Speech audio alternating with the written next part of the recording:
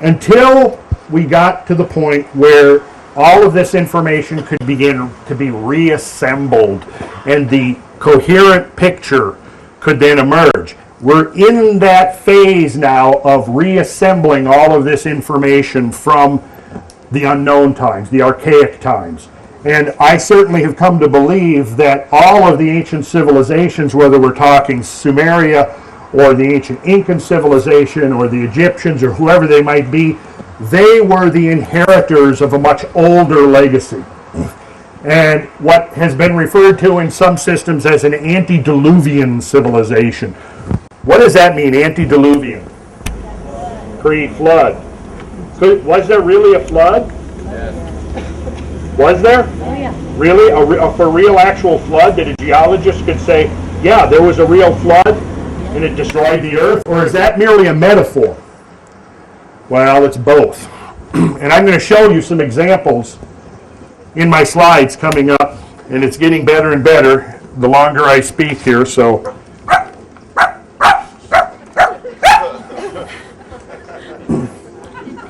I'm not going to be talking about Sirius tonight, so.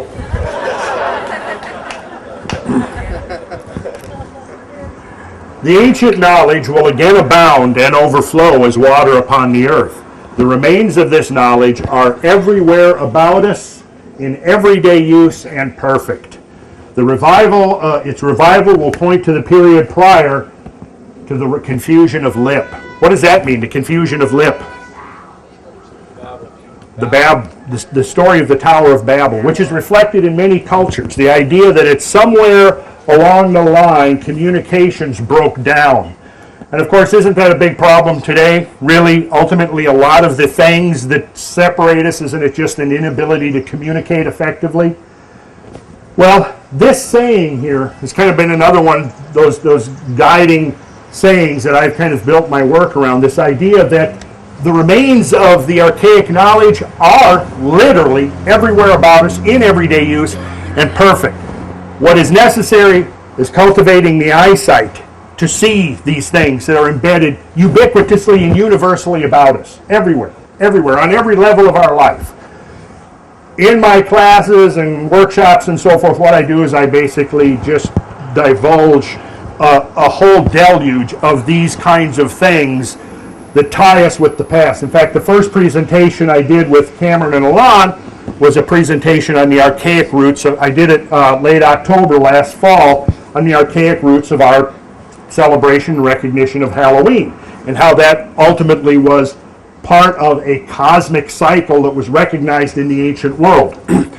Many examples like that, and maybe we'll have time to look at some of them, because what I want to do here before we leave tonight is give you some insight into this concept of the great year, so that you can take it and become a working model, a framework for thinking and understanding what's going on, and then try to relate the significance of this 2012 date to the concept of the great year, because it's my impression that without a knowledge of the great year cycle, which was all important to the ancient cultures, without that knowledge, we can't even begin to decipher the meaning of that date.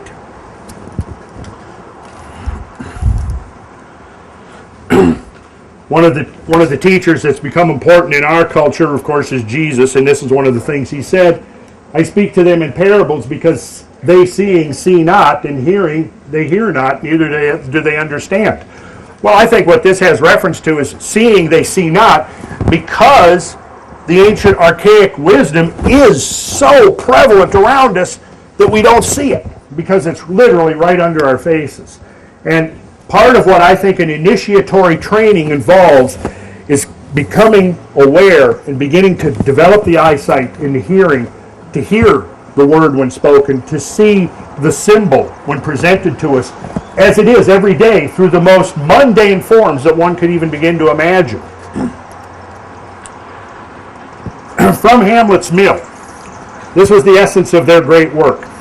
The task then was to discover from the remote past an utterly lost science, linked to an equally lost culture, one in which anthropologists have seen only a literate, primitive man.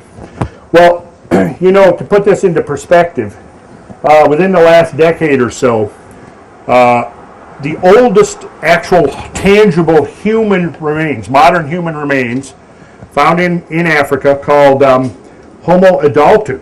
And as far as any anthropologist looking at it could tell, the only possible difference between their skeletons and the skeletons of all of us modern people was that their brain capacity, their brain cases seemed to be about 100 cubic centimeters larger. But they dated these skeletal remains, and they were 150,000 years old. Now, if we assume that it means what we think it means that modern humans were present on the planet 150,000 years ago. Where's the record of human history for 150,000 years? It's missing. Our record of history begins between 4,000 and 5,000 years ago. And if you think about it, our record of history is maybe 1/20th of the most conservative estimate of time that modern humans have been on the planet. In fact, when those folks, Homo adultus, was walking around 150,000 years ago, our ancestors, we presume that they were ancestral to us, were sharing the planet with several other hominid species. In fact, in the last million or so years, there's been 14 other hominid species besides our own, and we're the only ones that somehow have made it, have survived, which raises some interesting questions. But it also brings up the idea of what was going on for all of those millennia, those lost millennia. What was going on? Well, our only access to that time becomes through the archetypes of mythology, through the legends, the epic tales, the great stories that have been handed down, through the occult symbology that lies at the root of every one of the world's great religions, in spite of the fact that the modern practitioners of those religions have in most cases completely lost touch with the roots of those religions. But we find these symbols spread around everywhere if we again learn to recognize them. And so that's what my work is about trying to summarize almost 40 years of research into a very compressed time scale and communicate that in a very succinct manner. So I depend a lot on imagery to do that. And we'll proceed on and get to the imagery. Alexander Polyhistor, in his commentaries on Berossus, said that in the second book was the history of the 10 kings of the Chaldeans and the periods of each reign, which consisted collectively of 120 shars, or 432,000 years, reaching to the time of the deluge.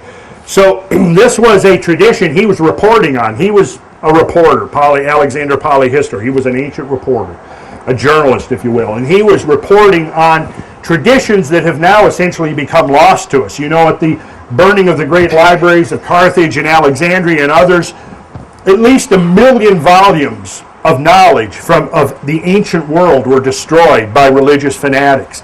Who can even begin to imagine what would have been in those libraries if we had access to them today? Of course, I think we do ultimately have access to them because all of this information is encoded within us.